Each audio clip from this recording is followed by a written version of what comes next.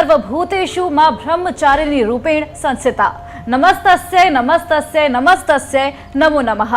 नमस्कार, मैं हूं हर्षा शर्मा। न्यूज 18 के नवरात्र स्पेशल शो में आप सभी का स्वागत है। नवरात्र के आज दूसरे दिन आज मां ब्रह्मचारिणी की पूजा की जाती है। मां ब्रह्मचारिणी के नाम में ही उनकी शक्तियों की महिमा का वर्णन मिलता है। ब्रह्म का अर्थ होता है तपस्या और चारिणी का अर्थ होता है आचरण करने वाली, अर्थात तप का आचरण करने वाली शक्ति को हम बार बार नमन करते हैं।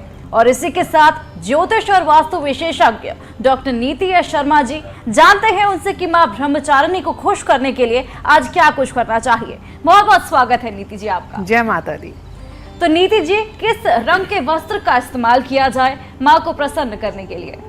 माता ब्रह्मचारिणी को हम द्वितीय नवरात्रि के दिन माता ब्रह्मचारिणी की पूजा आराधना का शास्त्रों में दुर्गा सप्तशती में विशेष महत्व माना जाता है। इस रूप की पूजा करने से तप, त्याग, संयम, सदाचार आदि में वृद्धि होती है। वहीं जीवन के कठिन से कठिन समय में भी इंसान अपने पद से विचलित नहीं होता है। माता ब्रह्मचारिणी आंतरिक जागरण का प्रतिनिधित्व करती हैं। माँ सृष्टि में ऊर्जा के प्रवाह, कार्य कुशलता और आंतरिक शक्ति में विस्तार की जननी है। ब्रह्मचारिणी इस लोक में समस्त चर और अचर जगत की विद्याओं की भी ज्ञाता मानी जाती हैं। इनका स्वरूप श्वेत वस्त्र में लिपटी हुई कन्या के रूप में है, जिनके एक हाथ में अष्टदल की माला है और दूसरे में कमंडल है। ये अक्षय माला और कमंडल धारिणी ब्रह्मचारिणी नामक दुर्गा शास्त्रों के ज्ञान और निगमागन, तंत्र मंत्र आदि से संयुक्त मानी जाती हैं। भक्तों को ये अपनी सर्वज्ञ संपन्न विद्या देकर विजयी बनाती हैं। ब्रह्मचारिणी का स्वरूप काफी सादा और भव्य है। अन्य देवियों की तुलना में वह अति सौम्य, क्रोध रहित और तुरंत वरदान देने वाली देवी मानी जाती हैं। नीति जी, माता ब्रह्मचारिणी को तप की देवी माना जाता है, उनकी कथा के बारे में बताइए। पार्वती के जिस रूप ने महादेव को तप से प्रसन्न करके वर के रूप में प्राप्त किया था, उन्हीं का जो रूप है वो ब्रह्मचारिणी रूप है। हजारों वर्षों की तपस्या करने के बाद माता का जो नाम है वो ब्रह्मचारिणी पड़ा था। तपस्या की इस अवधि में उन्होंने कई सालों तक निराहार व्रत किया था, जिससे देवों के देव महादेव प्रसन्न हुए थे।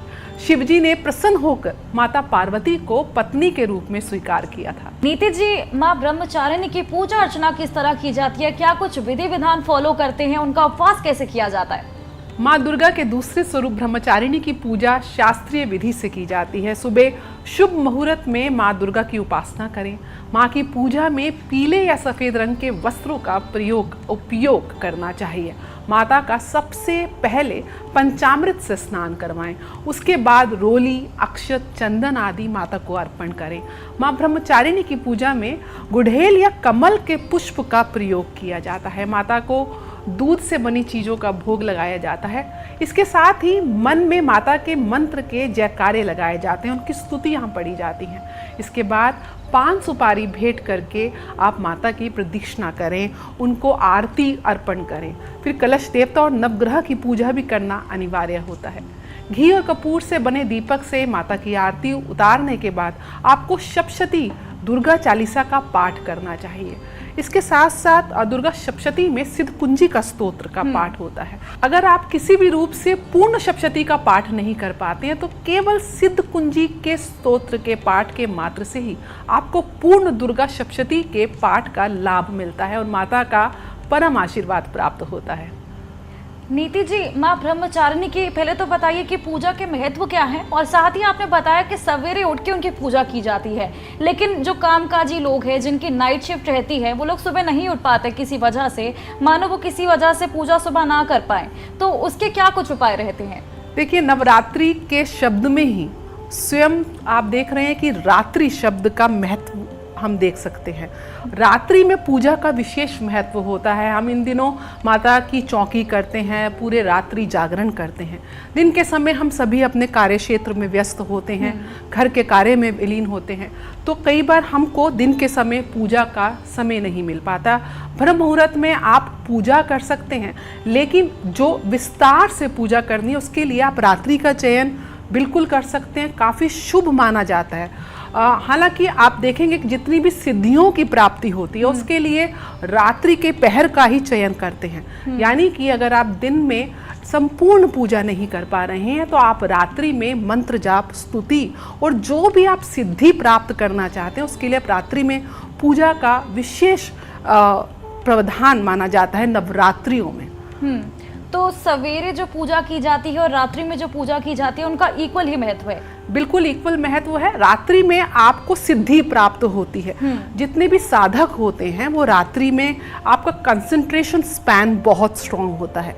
साथ में रात्रि में जितने भी मैल्फिक प्लैनेट्स होते हैं यानी कि जो क्रूर ग्रह होते हैं वो प्रबल होते हैं, तो उनको शांत करने के लिए भी रात्रि की पूजा में आपको विशेष लाभ मिलता है। उनकी पूजा के विधि विधान क्या रहते हैं? रात्रि की पूजा ठीक उसी प्रकार से होती है जिस प्रकार आप प्रातःकाल पूजा करते हैं। इस पूजा में आपको रात्रि मध्य रात्रि में जो मंत्र चैंटिंग है वो आपको सबसे ज्यादा करनी चाहिए। उससे उस मंत्र को एक विशेष ऊर्जा मिल जाती है। चलिए नीति जी, बात करेंगे माँ ब्रह्मचारिणी के सबसे प्रिय रंग की बात करते हैं। माता ब्रह्मचारिणी को हरा रंग बहुत प्रिय, प्रकृति का रंग है, हरियाली का रंग है, एक प्रकार से नर्चर करता है, ये आपको पोषण करता है। तो हरे रंग से आप माता ब्रह्मचारिणी की पूजा आराधना करें, हरे रंग के वस्त्र उनको अर्पण करें, इससे माता अति प्रसन्न होती हैं। नीति जी, माँ ब्रह्मचारिणी कौन से ग्रह को दर्शाती हैं?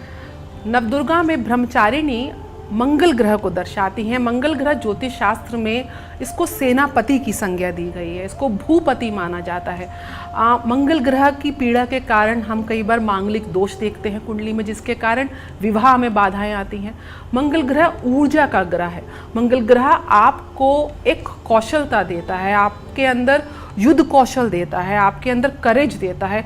जितने भी विपत्ति स्थिति आपके जीवन में आती हैं उनको लड़ने की कौशलता मंगल ग्रह से मिलती है।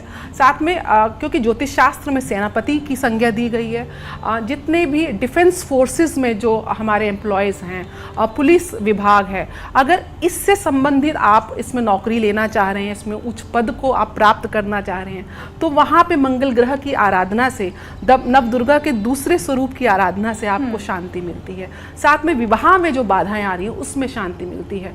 जिन बच्चों के अंदर हिम्मत की शक्ति नहीं होती है, एंजाइटी इशू होते हैं, सामने आके अपनी बात नहीं रख पाते हैं, उनको इस पूजा से वहाँ से वो ऊर्जा भी प्रदान होती है। आपके अंदर एक फाइटिंग स्पिरिट माता ब्रह्मचारिणी की आराधना से मिलती है। नीति जी, माता ब्रह्मचारिणी और नवदुर्गा आयुर्वेद को आप कैसे देखती हैं? आयुर्वेद में, नवदुर्गा आयुर्वेद में माता ब्रह्मचारिणी की जो विशेष औषधि है वो ब्राह्मी है।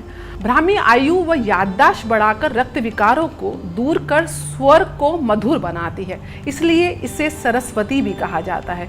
यानी कि आपकी जो विद्या कौशल है, आपकी जो इंटेलिजेंस है वो भी इस औषधि से इम्प्रूव होती है। इसका प्रभाव क्या होता है?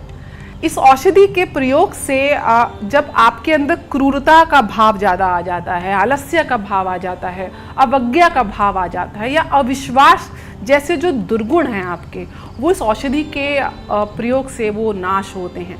परम सिद्धियों को प्राप्त करने के लिए भी इन सारे विकारों से आपको मुक्त होना अनिवार्य है। इस औषधि के सेवन से आपके जीवन में ये जितने भी विकार हैं वो शीघ्र ही नष्ट हो जाते हैं। बिल्कुल बिल्कुल। चलिए, शुक्रिया डॉक्टर नीति शर्मा हमारे दर्शकों को पूजा के विधि विधान बताने के लिए, साथ ही तमाम अहम जानकारी साझा करने के लिए।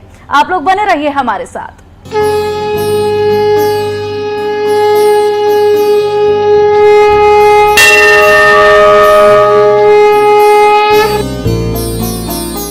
बंद हो सके।